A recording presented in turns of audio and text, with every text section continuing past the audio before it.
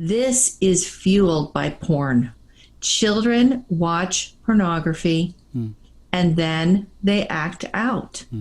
Not every single child, but many. And that is just natural because children are wired, their brains are wired to imitate, right? Yeah. To imitate what they see adults do. They do things like their parents. Parents definitely notice this, and sometimes it's terrifying because they're picking up on all of our little, the things we say and do. But when they see porn and they haven't been warned about it, it is not unnatural for them to want to act out what they see.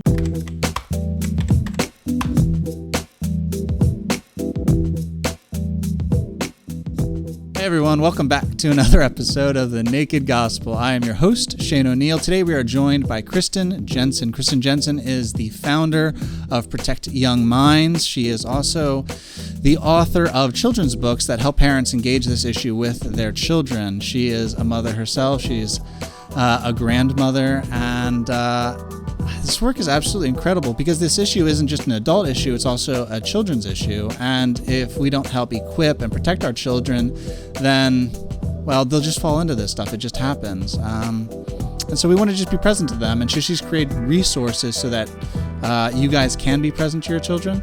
I would encourage you guys just to share this episode with somebody that you think would benefit from it. I am really excited to have this conversation with her. She is absolutely awesome. So without further ado, let's jump into a conversation with Kristen Jenson. Kristen, thank you so much for being on with us today. I've been really looking forward to this. I have no children, but I have a number of nieces and nephews, and even now, I FaceTime them and I read books to them.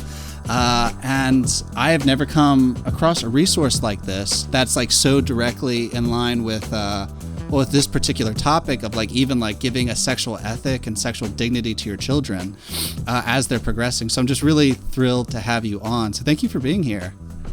I'm glad to be with you, Shane. Yeah. Would you mind, just for those who don't know, would you mind just telling us a little bit about who you are and what you do? Well, mostly I'm a mom and a wife, and those are my most important roles for my family. But I'm also the author of Good Pictures, Bad Pictures. And that was something I started, about 9 years ago. Because a woman that I had just met, a mother of a large family, called me up and told me about a tragic story. Really, her 17-year-old son they had found that he had been sexually molesting several of his younger brothers and sisters, and turns out pornography was involved. So I woke up the next morning with just this pulsating thought that I should do something about this. I never planned to have anything to do with this topic. And in fact, I had never, ever wanted to do anything remotely. I was thinking maybe I'd set up an orphanage in Mexico or something. But to write a book about pornography, for children, to help children reject it, that was not in my plans. But as I started researching, it became very clear that this kind of a resource was very needed. I didn't see any other book out there that would teach children, what pornography is, why it's harmful to the brain and to themselves, and what to do when they see it. So I started writing it. I thought it would take me a couple of weeks in the summer, and it took about 3 years to write it, test it, write it. I did a lot of revising because this is such a sensitive topic. But ever since we started selling it, it's been a number one book on Amazon. So we're just grateful that, it could meet a need with parents. And then, of course, we've got the junior book for younger children. So the junior book is for 3 to 6 year olds. The original book is for 6, 7, 11 year olds to about 11 or so. Let me say that again. It's for 7 to 11 year olds, but I've heard of a lot of parents using it for older kids, even for teens. And even I've heard of therapists using it for their adult clients. So it seems to be helpful for a lot of parents and professionals as well. Yeah, pretty broad impact that way. That makes sense. And you didn't just kind of write this in a vacuum, so to speak. Like, you brought in experts and you consulted a lot of therapists and researchers. Like, this was, when you say 3 years, it was every bit of 3 years. Yes, I did a lot of research on really addiction, how pornography becomes an addiction, and boiled it down so that a 7-year-old could understand it. And then, and we, every print run, basically I improve it a little bit. So that's what we do, is to try to help parents start this conversation with their children. Because I don't know about you, Shane, but when I'm caught off guard, I don't do very well.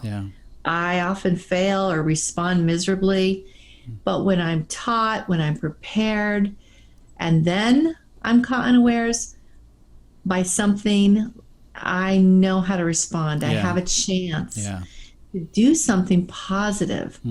And that's what we need to give our kids, the tools and the refusal skills to know what to do.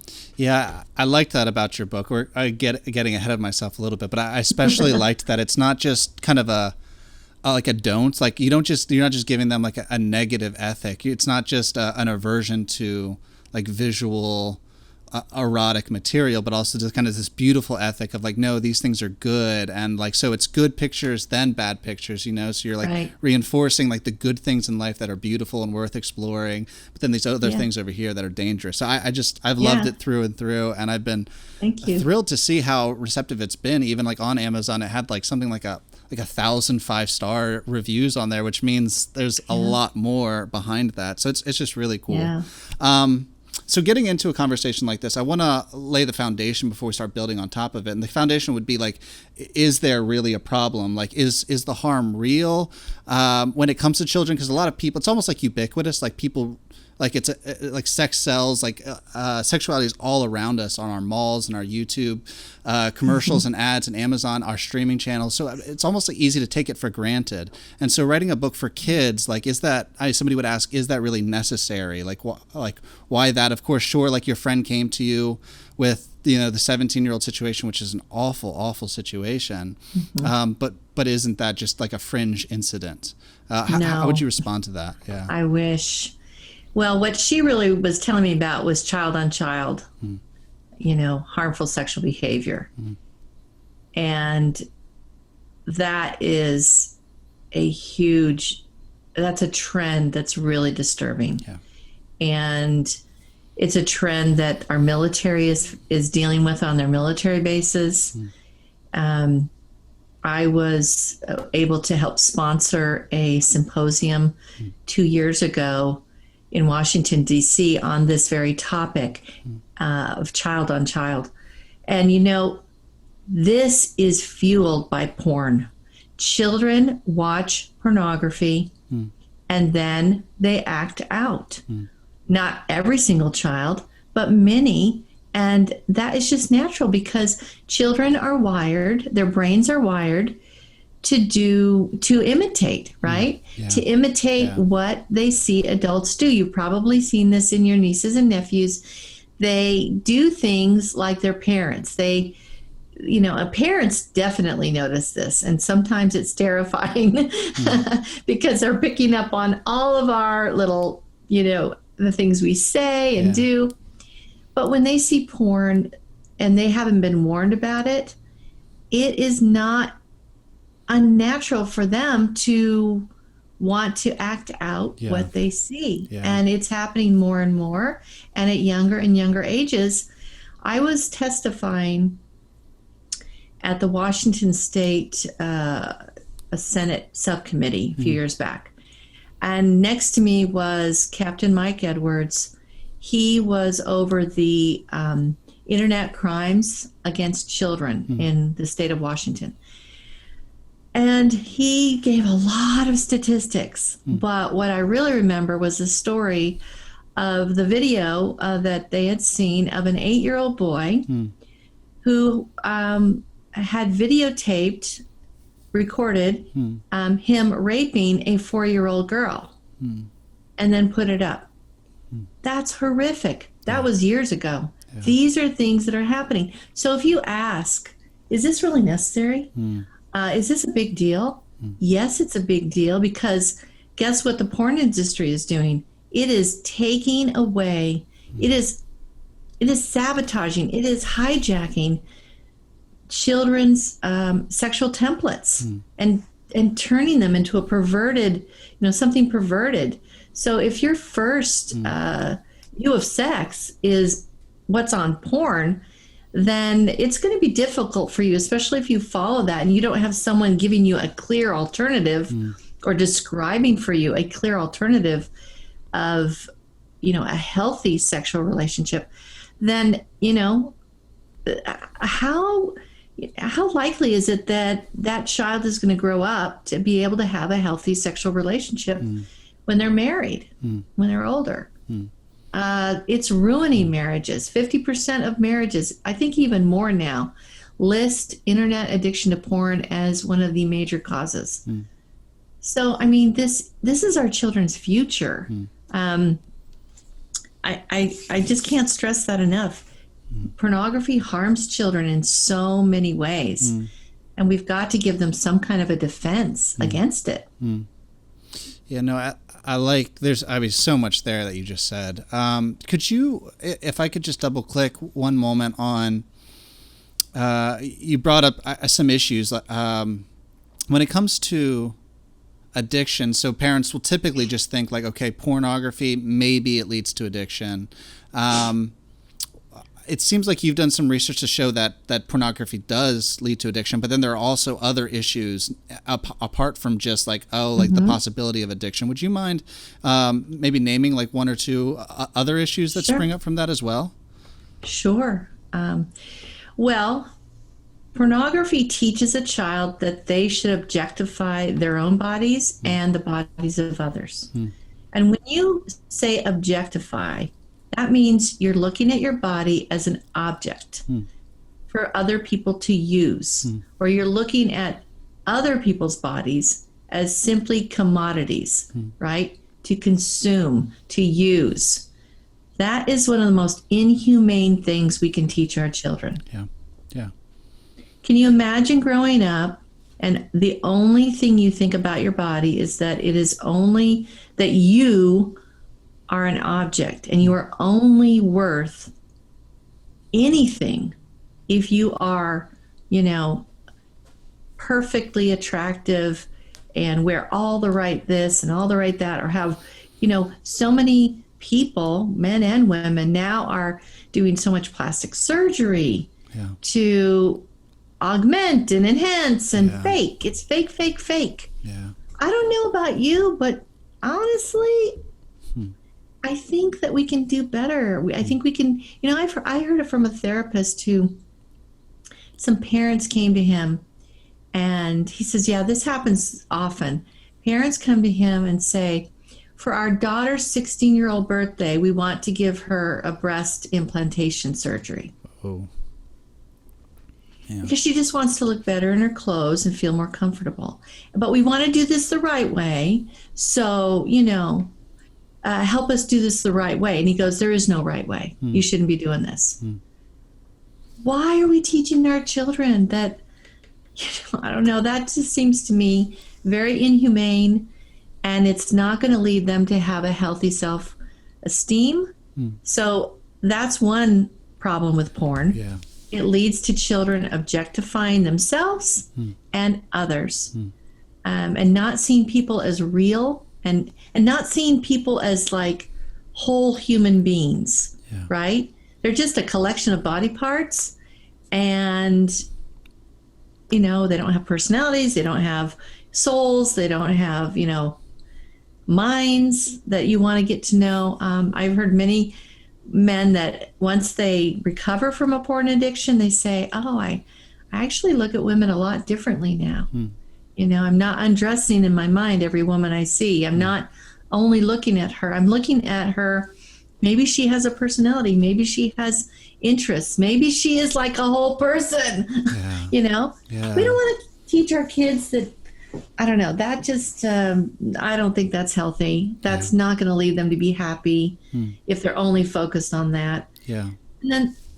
And then, so that was one. And then the other one is just the violence in pornography and how it teaches children this really violent, disturbing view of sex. I mean, one of the things that I talk a lot about and teach, and that we've written about on our blog at protectyoungminds.org, is this whole idea of, you want to teach your child what's healthy and what's not healthy. What does healthy sex look like, in a sense of it's loving, and it's kind, and it's selfless, it's empowering, and all those things. And what does the opposite look like? What does porn look like? Yeah. And porn is self-centered. It leads to isolation. Yeah. It leads to selfishness. It's dehumanizing. Yeah. And it's addictive, and it's degrading. Yeah. So basically, it's the exact opposite of what a healthy sexual relationship can be and should be. Yeah. So if you want your children to have a healthy sex life, and I think that's a great goal, we don't often say that, right? But when you have young children, you're the one that can think ahead. They're not able to think ahead like that. But wouldn't you want, you may not even have an ideal sex life yourself, but wouldn't you want your children to have a great sex life when they're married and when they're ready to commit? I think that's a very worthy goal. And porn puts that all at risk. Yeah. So there are a lot of other reasons to porn-proof your kids, other than just addiction. But addiction is a big one. It's a huge one. So. No, that's huge. There's so many ways even to break up what you said, because there are like external issues of child on child, which is not often talked about, but it's becoming much more frequent. It's wild. It's wild.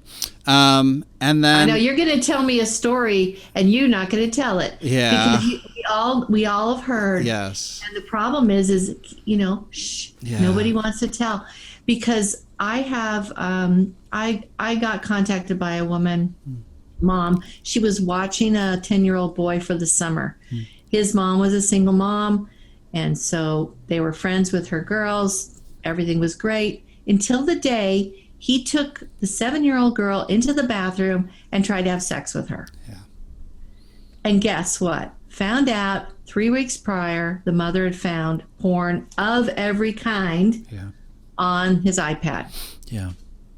So, yes, it's a huge, and we could sit here and I could tell you story after story. Yeah. But I don't need to do that. One is enough. I'm telling you, as bad as it is for your kids to be the victim of abuse, I really want you to think hard about what it's going to feel like if you find out your child has been the one perpetrating on another. Yeah. And I'll tell you one thing, there is not a lot of help for you. If you're in that situation right now, there is not a lot of help for you. So I want the parents out there. We do actually have written about that too, getting help for kids like that, because they're as much of a victim as the others. Yeah.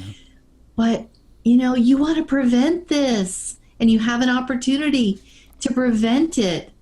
I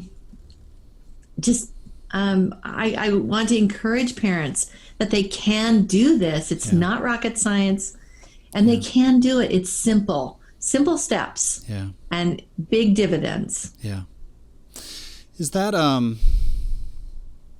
Kristen, can you play out for a moment why 2 books? Because from what I understand, you wrote one initially and then ended up writing a second. Could you kind of share that progression with us? Sure.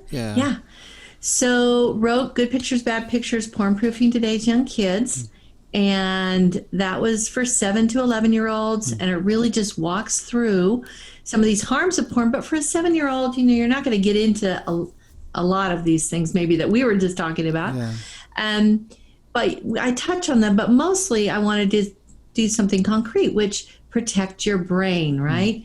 You have this one brain and you can protect it. So in the book, I describe, I show a mother being very proactive, talking to her son about what good pictures are and what bad pictures are, and basically giving him a definition of pornography that is so simple.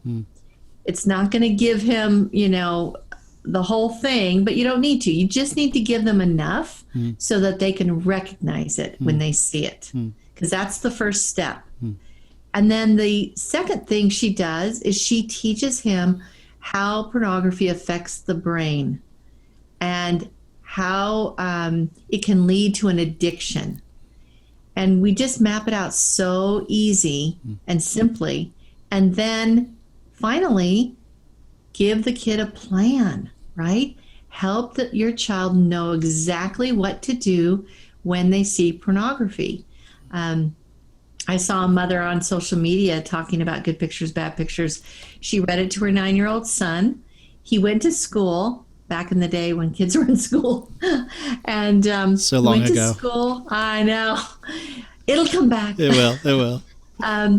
But he was on the playground at recess, and a friend came up with the phone, right? Showed him pornography.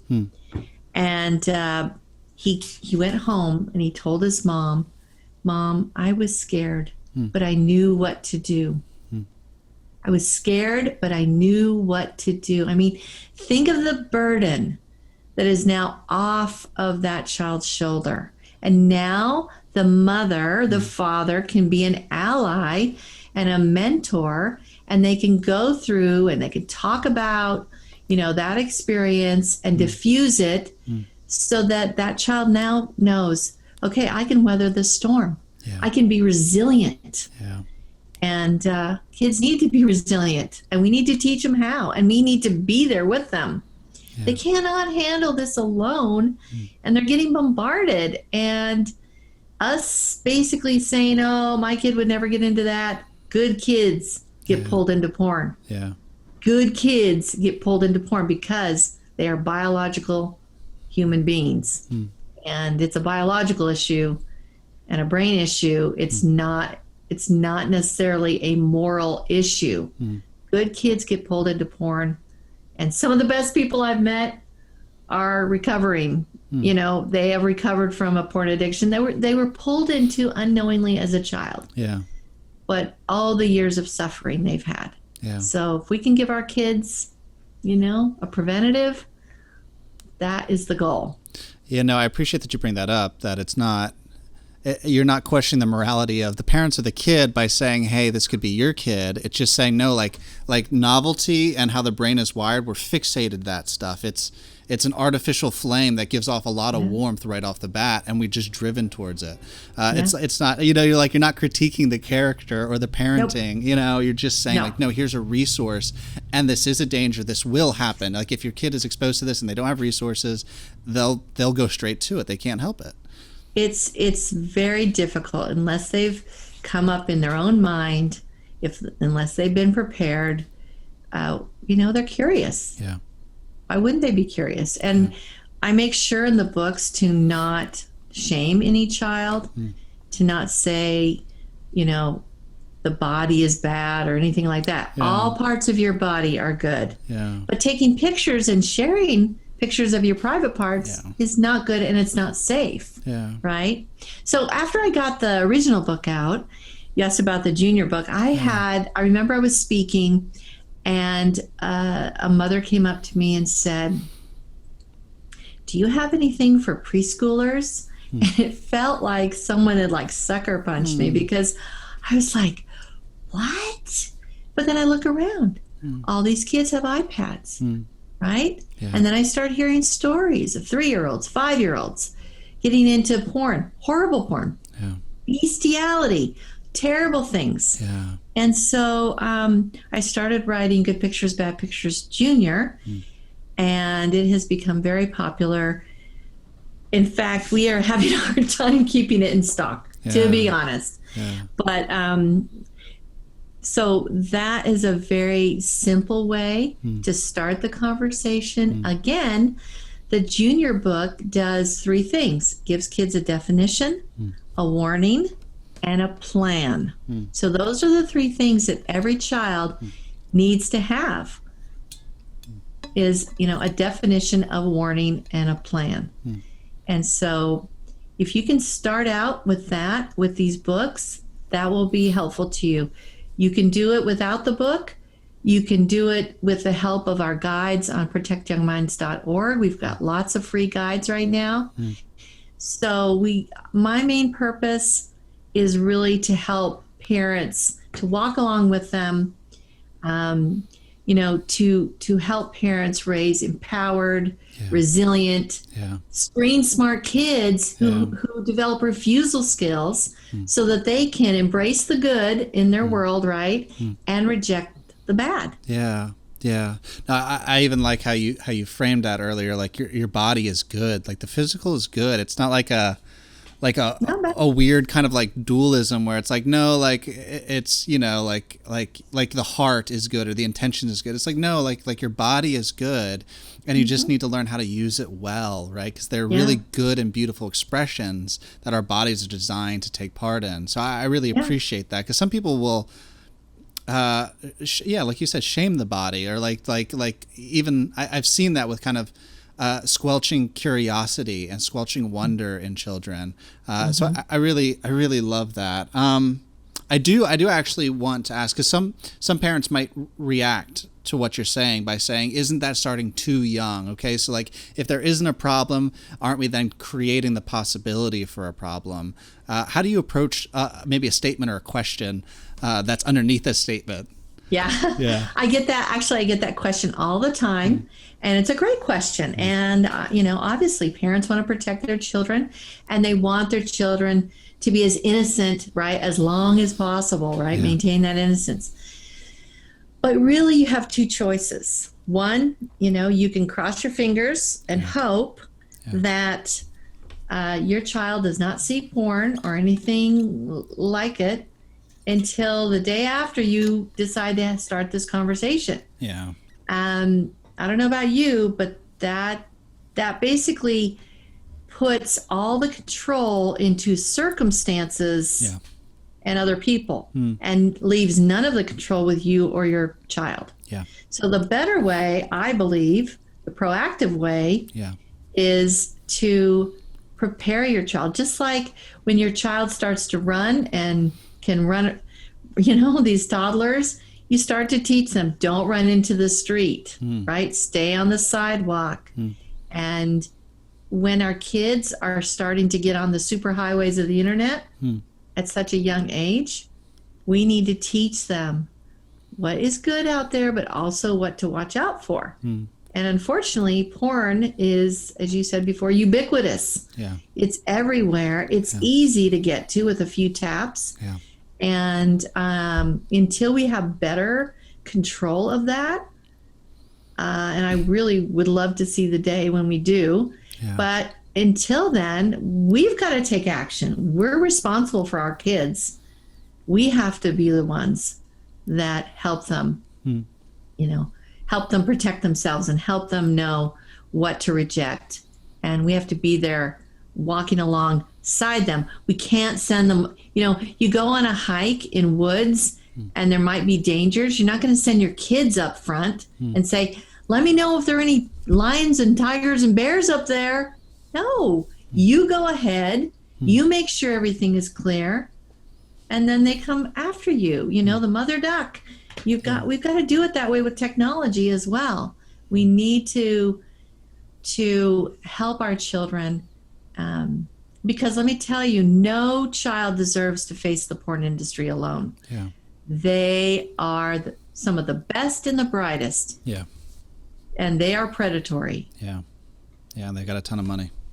And they got a ton of money. A ton of money. So, okay. So I really love that. So it's proactive instead of reactive. So if you're waiting for your kid to be exposed to the stuff, then you're already kind of setting them up for failure, right? Yeah. Or even coming and telling you, Yeah. like, do not expect that your child, parents do, they expect, oh, well, if my child ever saw it, anything like that, we have such a good relationship, they would come and tell me. Yeah. I'm telling you, you're taking a risk there. Unless you have talked to your child and asked them to come and tell you and assured them that you're a safe person and you're not going to freak out, you know.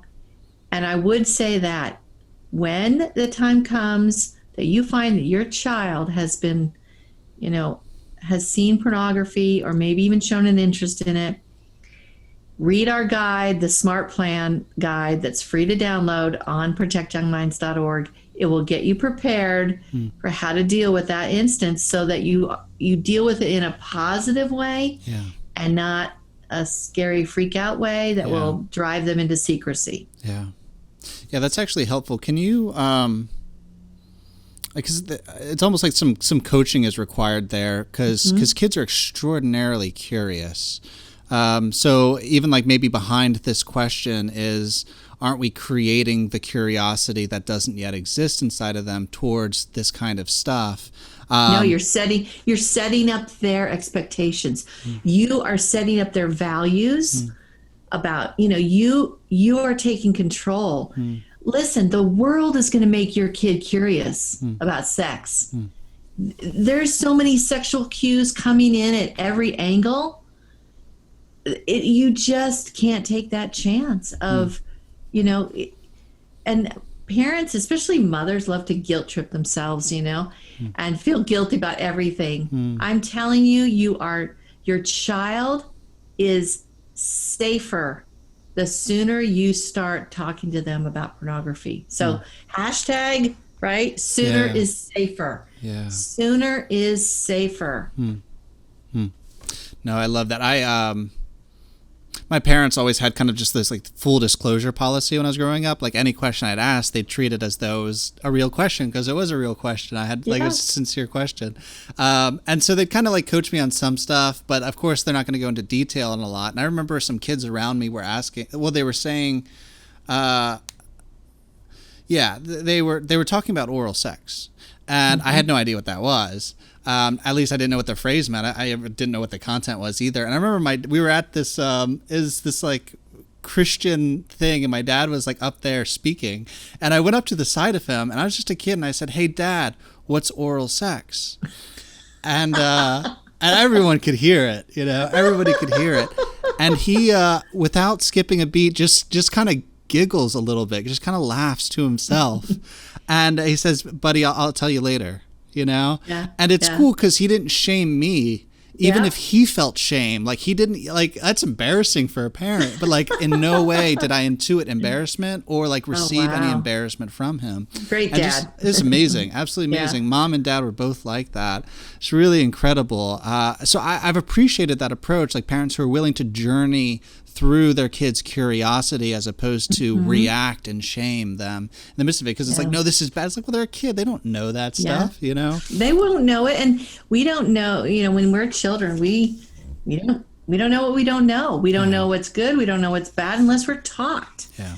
And so in Good Pictures, Bad Pictures, you know, we talk about the thinking brain and the feeling brain. The feeling brain is that instinctive part of your brain that doesn't know right from wrong, but the thinking brain is where we learn right from wrong. And that's the part of the brain that can make good decisions. And that's the part of the brain that we need to keep in control, especially when we see pornography, because your feeling brain is going to be very curious about that, but your thinking brain can step up and say, no, that's not for me, because I know it can lead to an addiction and I know it can teach me the wrong things. So, and then in, you know, the junior book, one of my favorite, you know, I'll just show you this. I don't know if it's a little girl and she's seen something on a phone, and she said, you know, sometimes kids see bad pictures by accident, but even if you see a bad picture, that doesn't make you a bad kid. If you have seen a bad picture, don't worry. There's something good you can do if you see a bad picture. So it's very positive. Yeah. It's non-shaming. Yeah. And I really believe it models for parents a really good approach to these kinds of issues that, make no mistake, your child will be exposed. If they're prepared, they have a chance to reject it. They do. Yeah. So I get letters all the time, and it's emails either are, my child, I just found rape porn on my 11-year-old's phone, or on the or I'm not sure why an 11-year-old has a phone. I'm sorry, but anyway, that's what they're going to see on the phone. Yeah. Anyway, she's asking for our help. The other one I have, in 1 week, I got that one. And then the other one I got was, thank you so much for all you're doing at Protect Young Minds. Thank you for your books. You know, my 10-year-old was exposed. He did the exact right thing. He came and he, you know, he turned away from it. He told the friend that showed him, you know, that's porn and I don't want to see it. And he turned and he went and told his parents, and everything worked out. And she said, and I get this a lot, we have such a stronger bond. Like I have heard this from so many parents.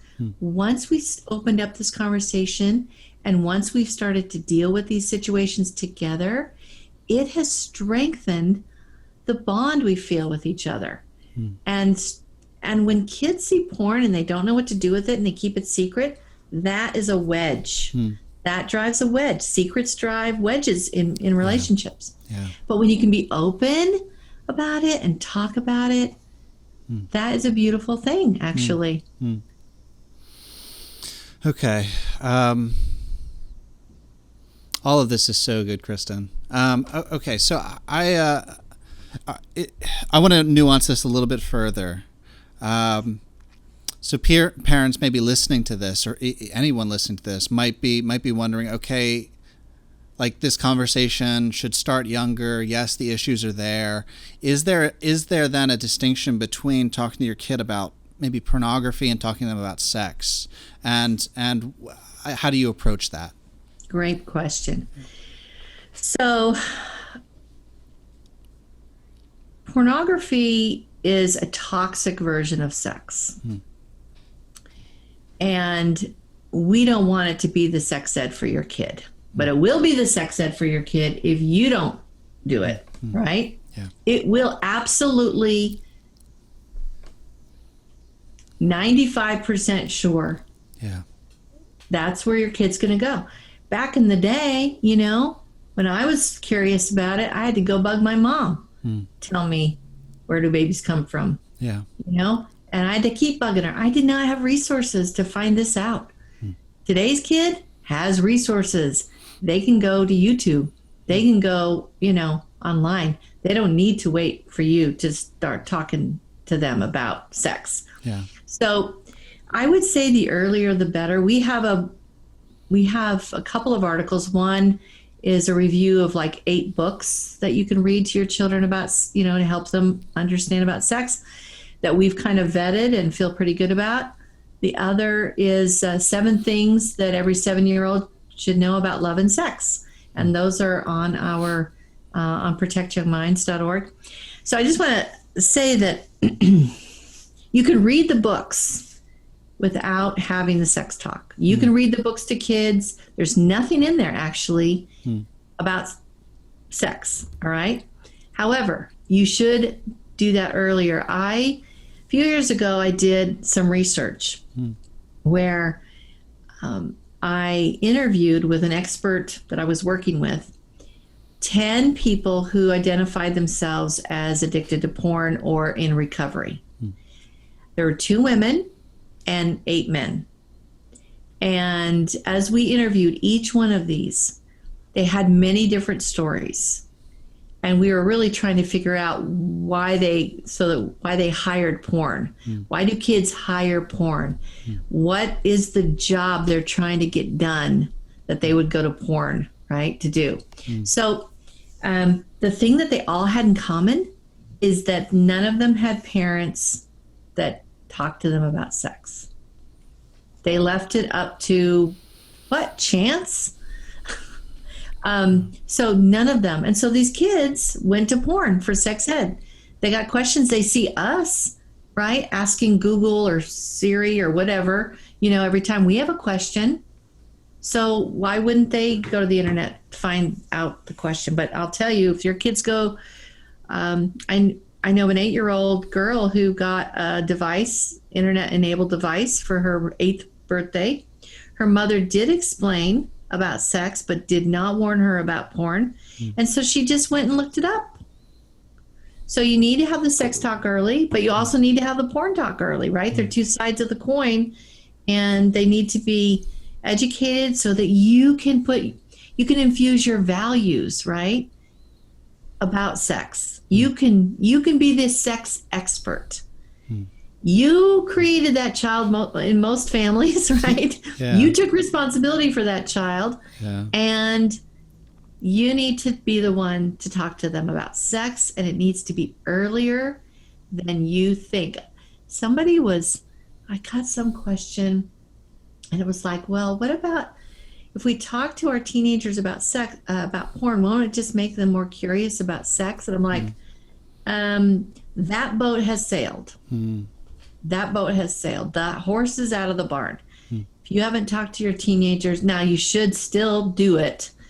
But if a kid has gotten to 13, 14 years old, and you haven't started these conversations, you definitely need to start, but you definitely need to have a different expectation that it's not going to be so much a prevention, it's going to be an intervention at that point.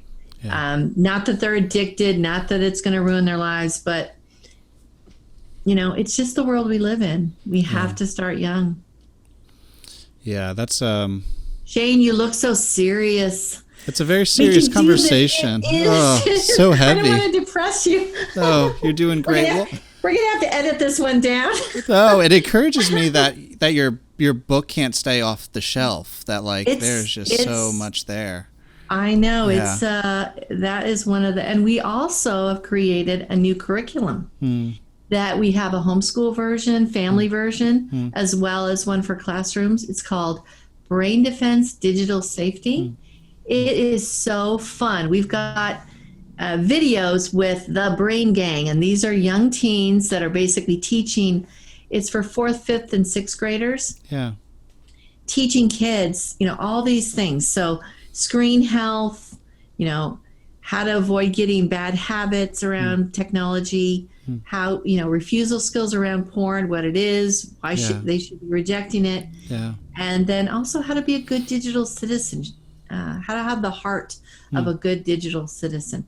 So it's great. It's fun. Check it out at braindefense.protectyoungminds.org. That's cool. And it's just new. We've been working on it for 2 years. Again, we've got tons of research, not only for the content in it, but for the methodology that we use. There is a lot of prevention science out there now, ever since the DARE program, and people have studied, its effectiveness and revamped it. And so now we have the benefit of knowing some methodology of how to develop these programs. And we've used all of that in Brain Defense.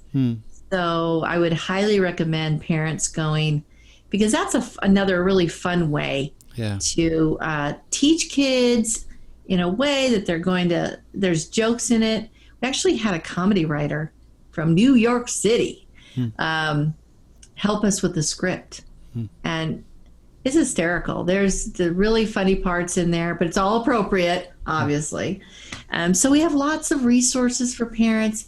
We can do this. We can raise kids who are resilient to the toxic sexuality out there. We can do it. We just need to get started. And there are tools now. 10 years ago, there weren't. So there are tools that you can use, and you can do this. You're the best perfect parent for your kid. You may not be perfect, but you're the perfect parent for your child. And you can teach them about sex.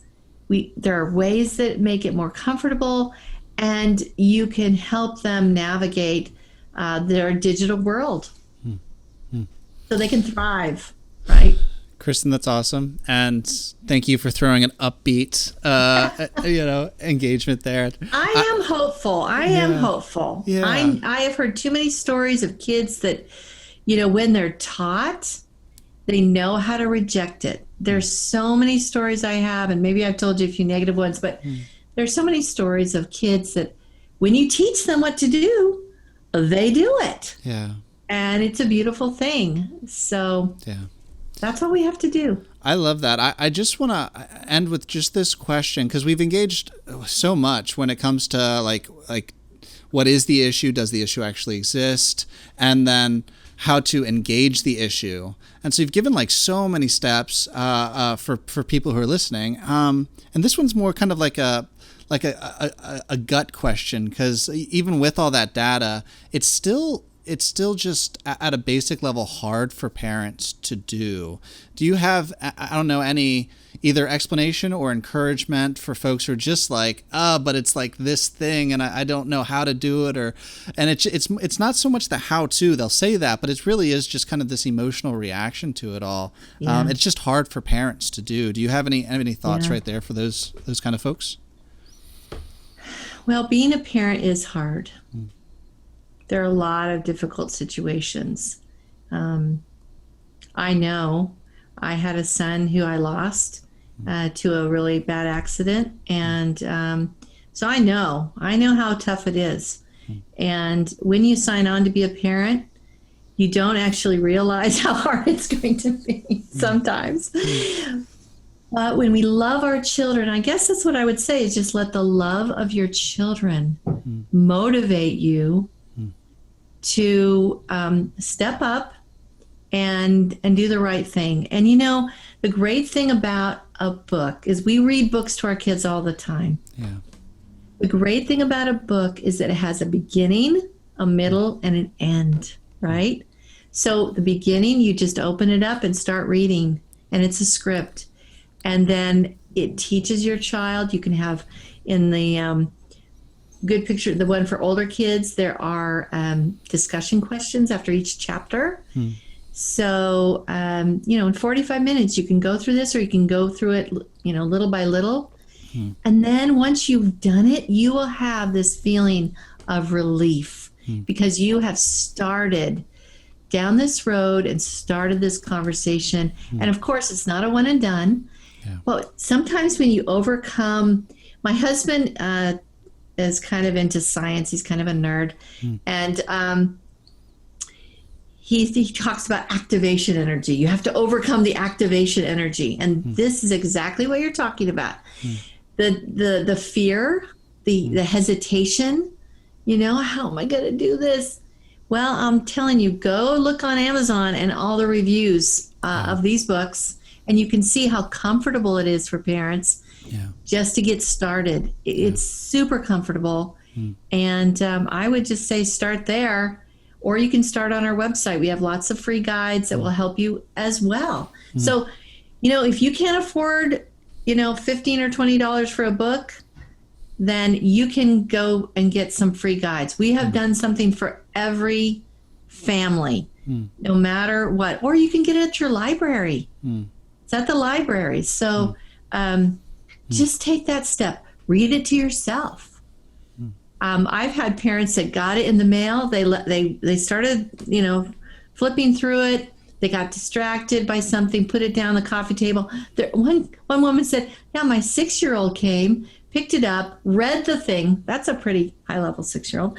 But read the book and came and said, that's a good book, Mom. And I have to tell you, I have so many stories of kids. I did not see this coming, but so many stories of kids that said, that's my favorite book. Will you read it to me again? I did not see that coming, but I hear so many stories of that. So you know what? Kids like to be empowered. Kids need to be empowered to be able to face their world and be successful. Yeah. And this is going to help them be successful in a world that unfortunately has toxic elements that they are better off without. And if they are taught to reject it, then they can actually maintain their innocence much longer than if they don't even know what's coming. at them, right? So all of this is positive, and all of this is going to help children be able to reject the bad so they can grow up healthy and loving and be the kind of people that you want them to be, thinking of others, right? And Shane, I know you are a good Christian, and unfortunately, Christians have issues with this. Yeah. And I was at a Christian conference, oh gosh, it's like 4 years now, and it was for pastors, mostly evangelical pastors. We had a few Catholics there, a few Latter-day Saints, but mostly it was evangelical pastors. It was done by Josh McDowell, who has endorsed Good Pictures, Bad Pictures. And I went there and I saw the truth, how many pastors themselves struggle with this. So, we're all suffering. We are all victims of this, but there is something we can do for our children to help them. Yeah, we got to have Josh McDowell on just a few weeks ago, and that was intense for sure. Wow. Yeah. Wow. That's great. It was good. Yeah. But even, I work for a nonprofit called Proven Ministries, and of which this podcast is underneath. And there's so many times where people reach out to us anonymously and they're like, hey, like I'm at this church and I just need some help. And so we just like intervene on their behalf. We call that church to try and get them some help. And more often than not, like far more often than not, the church administration or whatever will say, no one here has that issue, or like we've already got it taken care of, don't worry about it. And it's just it's not a secular issue. Like this is, again, ubiquitous, right? Like this is across the board. This is a human issue more than anything else. It's not human issue, even just a guy issue. Like it's across the board. Women, girls, it's a human issue, and it doesn't matter what what you believe, or what your faith is. I think your faith can help, but it's an equal opportunity offender. It is, Porn is an equal does not discriminate. Offender. Does not discriminate. No. And so this is the thing. We need to be free of this. And we need to have the truth. And our kids need to have the truth. And if they have the truth, they will be free, and they can be free. But if they don't have the truth, guess what? They can be harmed, and they don't have the ability to defend themselves. So we can do that. We can help them. And it's actually, once you get started, it's not that hard. It's just overcoming that initial fear, but hopefully the love you have for your child and the concern you have for them will motivate you to give them the protection that they need. Kristen, the internal filter, right? Yes. I loved that phrase when I was going through your work, the internal filter, because it's like, sure, you can get external filters, but like those only go so far. Like they have friends, they're on buses, it's like, yeah, you're right. You're absolutely right. Yeah. It's the filter that goes with them wherever they go. Yeah. A filter that you buy, although I highly recommend you get them. Totally. Because that's kind of your due diligence, right?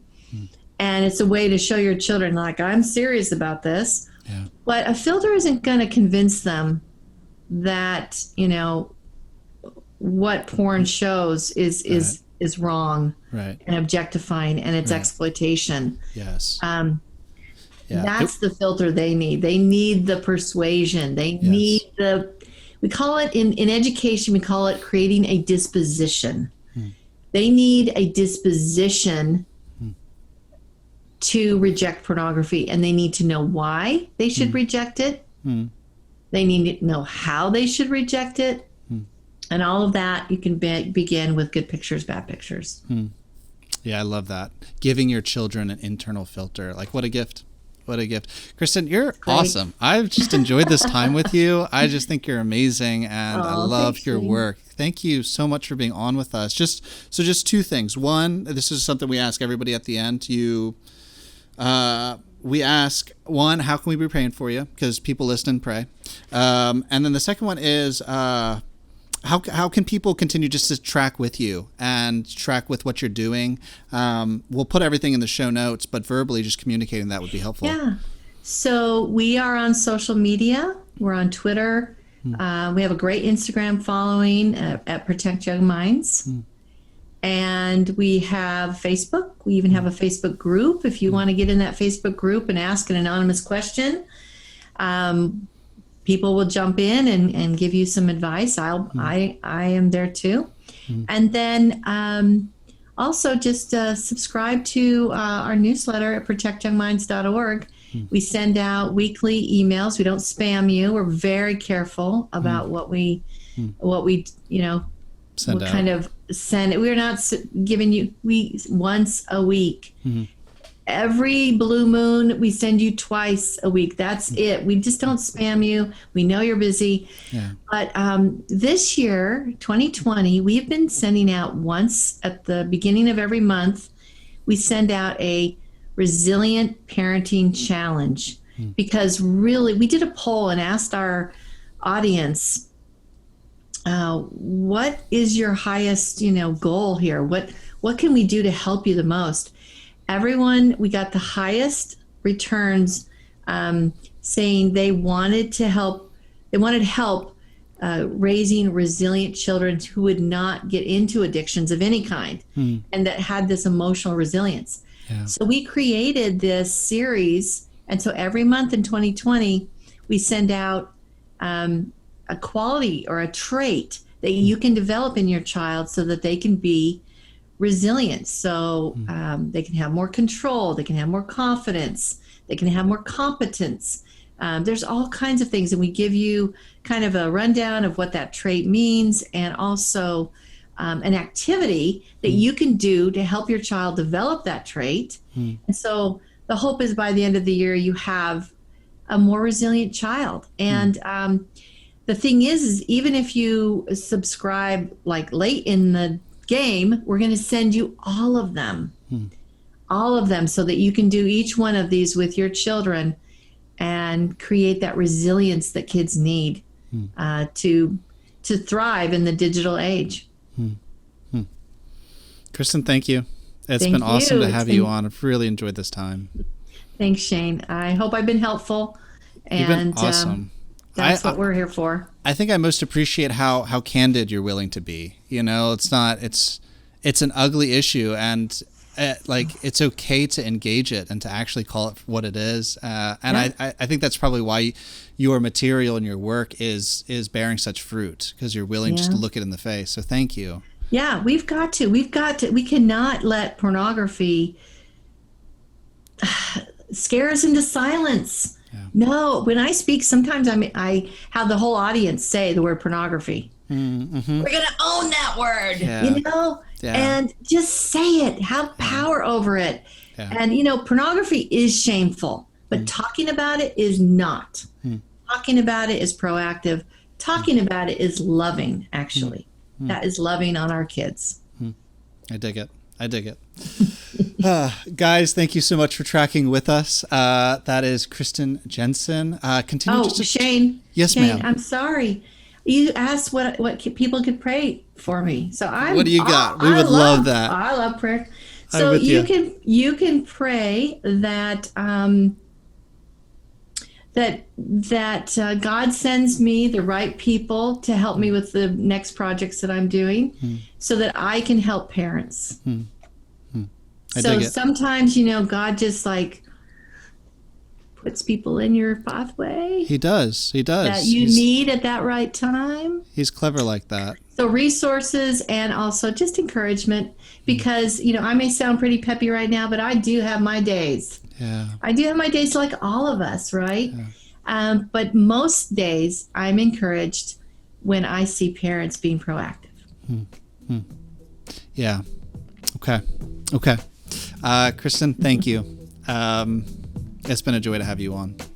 Thanks, Shane. Guys, that was Kristen Jenson. We got to hang out with her for a while. I would encourage you just to share this with anybody that you think would benefit from it. whether it's your folks, Kristen started making this stuff for her grandchildren.